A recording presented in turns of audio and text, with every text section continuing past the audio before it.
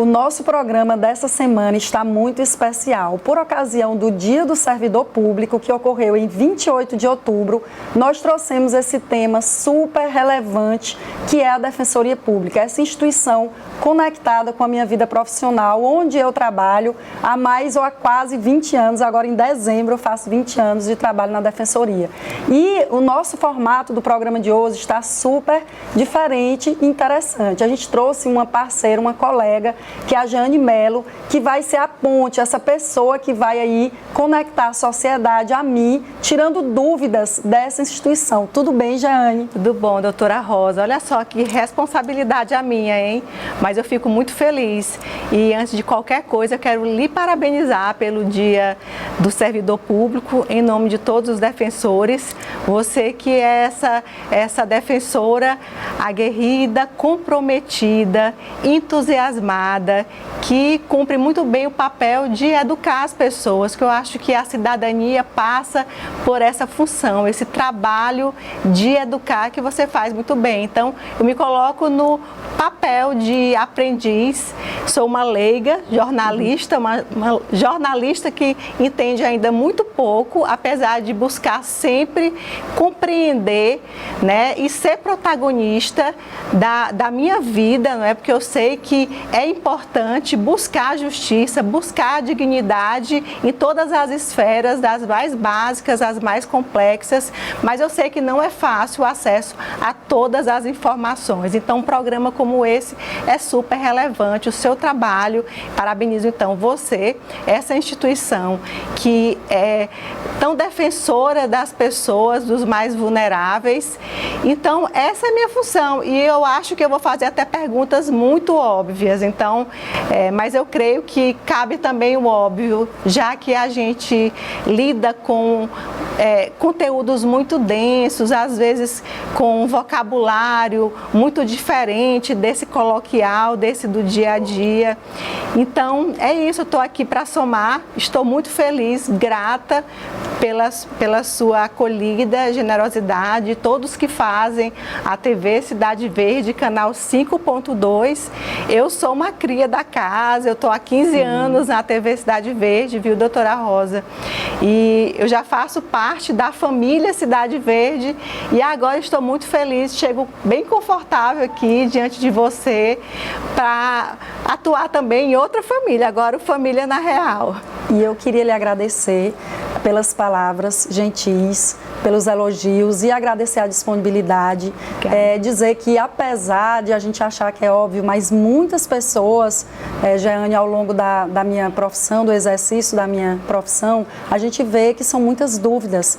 Muitas pessoas aí, nossos telespectadores, não sabem de fato o que é a Defensoria, para que ela serve, como ela vai atuar, em que momento o cidadão pode procurar a Defensoria Pública, e é sobre isso que a gente vai conversar um pouco. E às vezes deixa de acessar um direito Exatamente. Pelo desconhecimento. Então vamos hoje tirar essa cortina, né, que está diante de algumas dúvidas e apresentar para as pessoas esse tema que é tão pertinente, tão interessante, sobre o papel da Defensoria Pública. Qual a principal função, doutora Rosa? Sim. E para quem? Qual é o público dessa instituição? Qual é o público principal dessa instituição? Então, a Defensoria Pública ela é uma instituição essencial à justiça que vem ali garantir ao cidadão vulnerável, que a gente chama, e essa vulnerabilidade, entenda-se, ela é no aspecto amplo, não só financeiro, como a gente vai ter a oportunidade de ver qual é esse público-alvo que pode ser assistido pela Defensoria Pública. Então, a gente costuma dizer aquela pessoa que tem perfil para ser assistida pela Defensoria Pública. Então, a Defensoria Pública, ela vem aí garantir esse acesso à justiça. Então, tem palavras aí que são completamente relacionadas à Defensoria Pública, que é promover a igualdade de acesso à justiça, justamente porque aquelas pessoas que não têm como pagar um advogado particular, elas poderão ter acesso à justiça, como nós conversarmos aqui. É o SUS ali da justiça. Então, da mesma forma que você tem direito à saúde, né, paga seus impostos, o cidadão piauiense, você tem direito ao acesso à justiça. E esse acesso é através da Defensoria Pública. Então, a Defensoria ela atua aí como uma ponte que conecta, certo, essas pessoas ao sistema judiciário, garantindo que elas possam defender seus direitos e participar dos processos legais com equidade. Então, a gente costuma dizer, Jane, aí, que tanto no âmbito judicial como no âmbito extrajudicial, tanto para o cidadão de forma individual, como por ocasião de grupos que também de forma coletiva podem vir a ter direitos. E é sobre isso que a gente vai falar hoje. Então, a função maior da Defensoria é exatamente promover esse acesso à justiça, promover essa igualdade àquele cidadão que pode pagar um advogado. Então, você já pensou se aquele cidadão que não tem condições financeiras de pagar um advogado, ele não pudesse ir atrás dos seus direitos? Por quê? Porque somente com um profissional é que você pode peticionar, que você pode ter acesso a um processo, que você pode participar de uma audiência. Então, todo esse trabalho que o advogado particular faz, a Defensoria faz no âmbito da justiça, na defesa dessas pessoas vulneráveis. Então, doutora Rosa, afinal, quem tem direito aos serviços oferecidos pela Defensoria Pública? Quais os critérios? Jane, é importante até a gente falar, porque a gente tinha conversado sobre o âmbito judicial e o extrajudicial.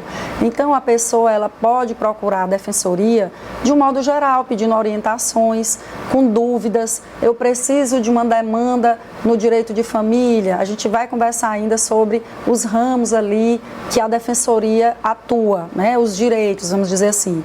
Então, considerando aí uma demanda judicial, nós temos uma resolução. E o Piauí, ele sendo um estado com uma das menores taxas de renda per capita por pessoa, ou seja, a população, a maioria, não recebe nem R$1.000, não recebe nem um salário mínimo, nós temos aí a maioria da população necessitada e, portanto, potencialmente um perfil, um assistido, como a gente chama, ali para ter assistência jurídica da Defensoria Pública.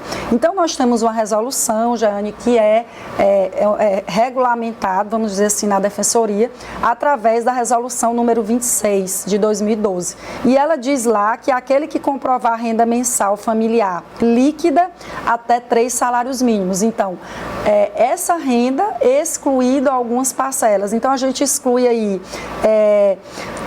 questão dos descontos de contribuição previdenciária, imposto de renda, pensão alimentícia. Então, você pega o núcleo familiar com pessoas maiores de 18 anos e vai ali 3 salários mínimos. E, excepcionalmente, se aquela família ela comprovar que recebe mais, mas que a sua situação ela é vulnerável, ali na Defensoria existe uma análise de caso a caso. Então, existe um teto no Brasil todo, né? Toda a Defensoria Pública no Brasil ela tem um teto. A maioria varia entre 3 e 4 salários mínimos, exatamente pela questão do próprio Estado, dessa questão, né, da renda per capita por pessoa. Então, o teto da Defensoria é por aí, são aqueles assistidos que têm direito a ser assistido pela Defensoria. Importante é ver que cada caso é visto de uma forma muito individual, não é? Até essa questão da vulnerabilidade do ganho, não é? Porque às vezes a família pode até ganhar mais, mas está numa situação de endividamento, exatamente, não é? Em uma situação bem difícil, bem peculiar. Assim, a regra geral é essa.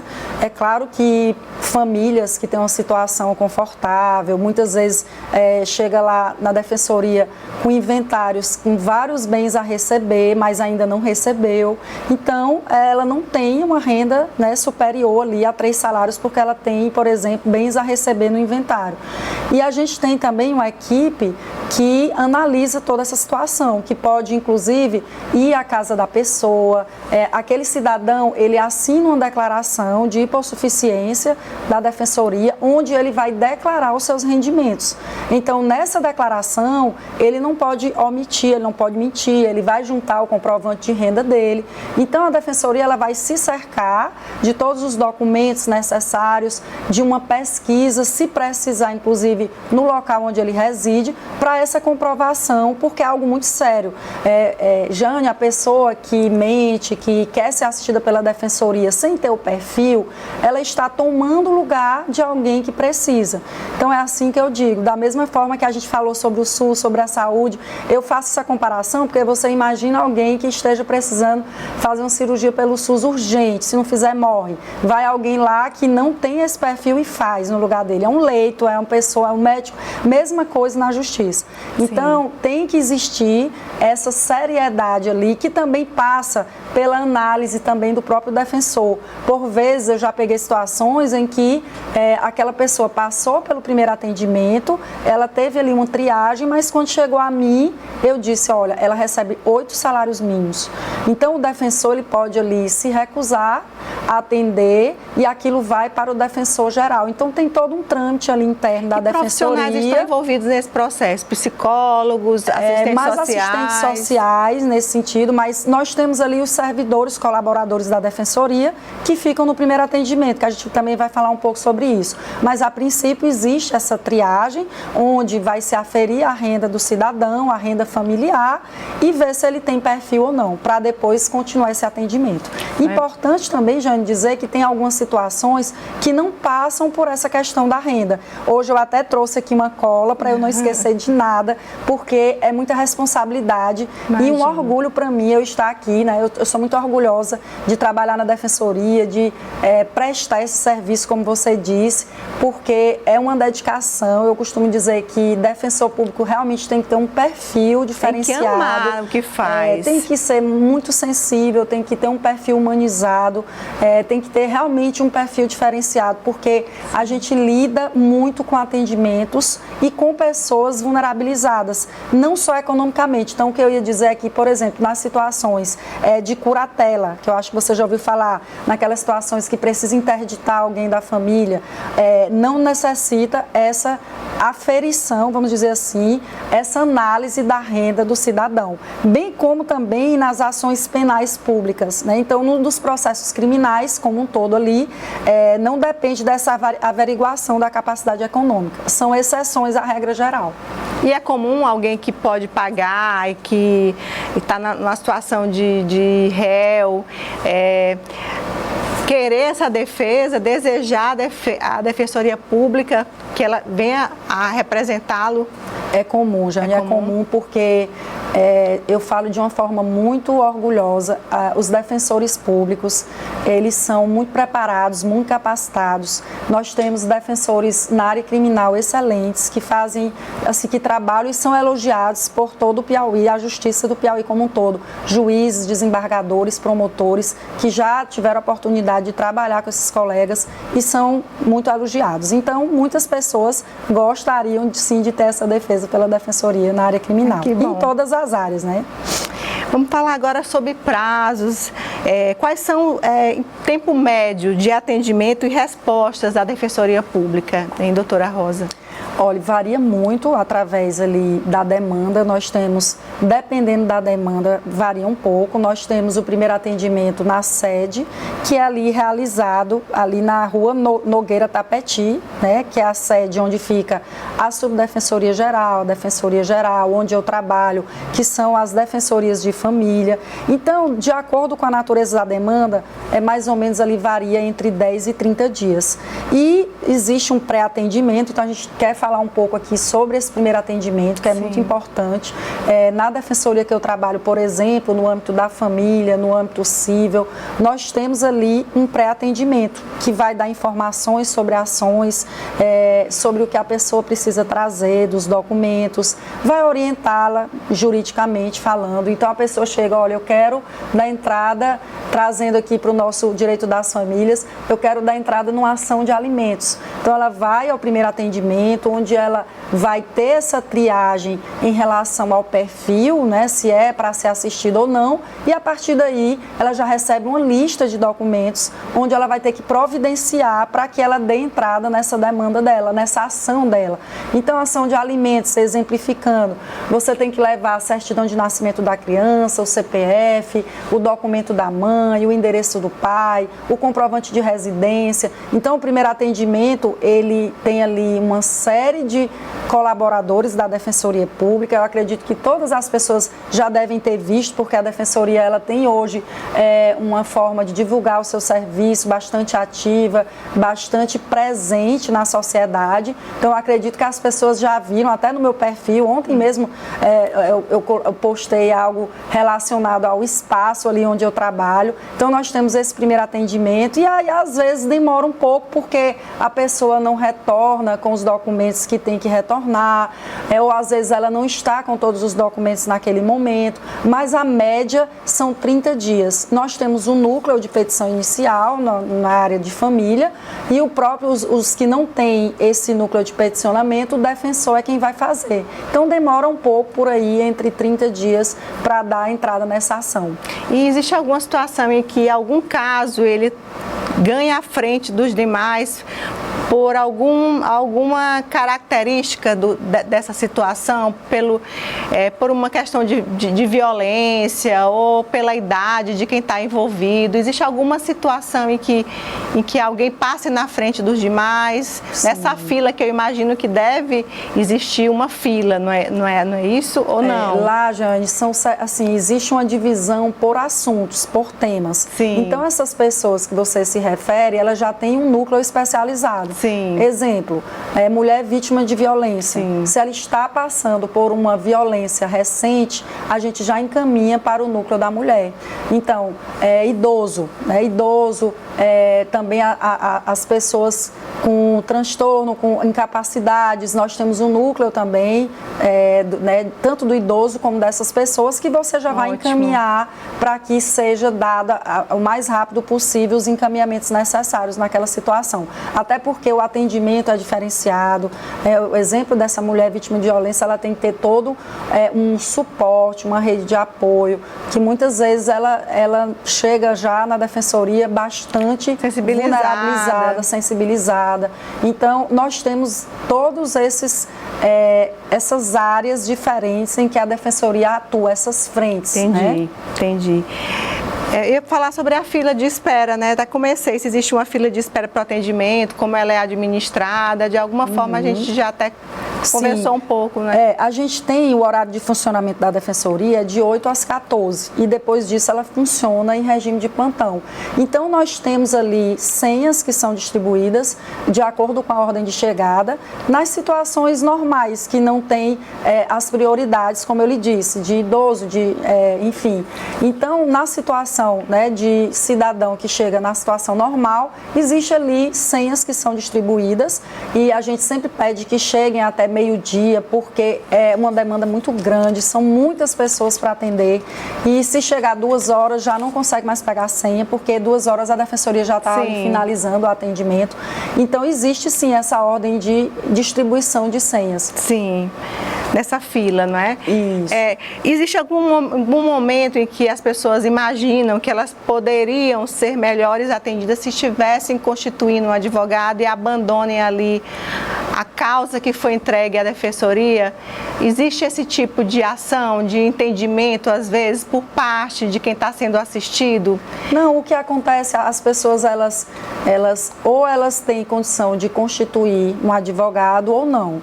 Então, por alguma ocasião, ao longo do processo, algumas pessoas dizem, não, doutora, eu vou constituir advogado. Aí, não tem problema, a Defensoria automaticamente sai e o advogado apenas habilita a procuração do processo. Como acontece também o contrário. Muitas vezes a pessoa está assistida por advogado, procura a Defensoria para a Defensoria se habilitar e a partir dali a Defensoria acompanha o processo. Porque ela diz que não tem mais condição de pagar o profissional e por aí vai. Mas os prazos, assim, entregando a ação para a Defensoria ou para um advogado, o prazo vai ser o mesmo de resolução da questão.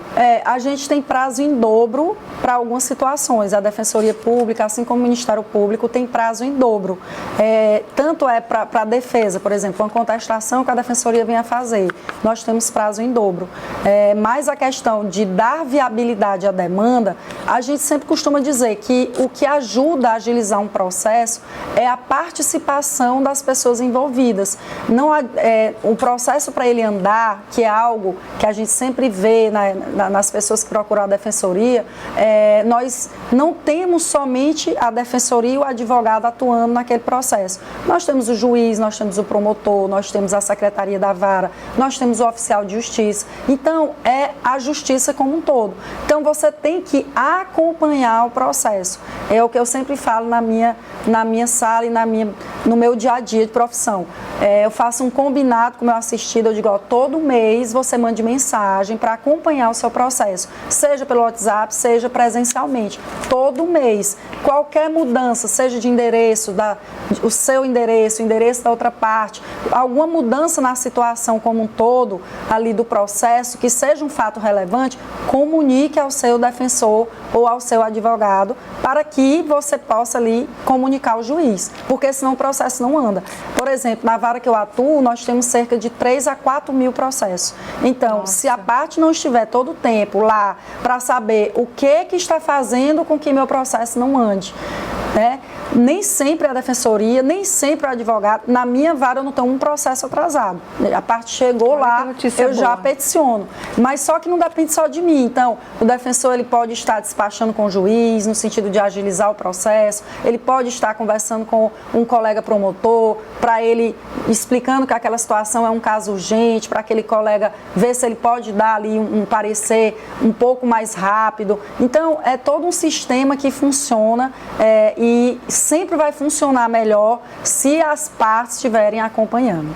O que eu acho mais legal nisso que a senhora falou, que você falou, é que há uma aproximação, né? Que existe um ponto de contato que permanece. Então, não é o caso que foi entregue e o assistido foi para casa e aí depois para ele retornar, de repente ele pode imaginar, será que eu vou ter dificuldade para voltar a falar com o defensor, para saber como está meu processo?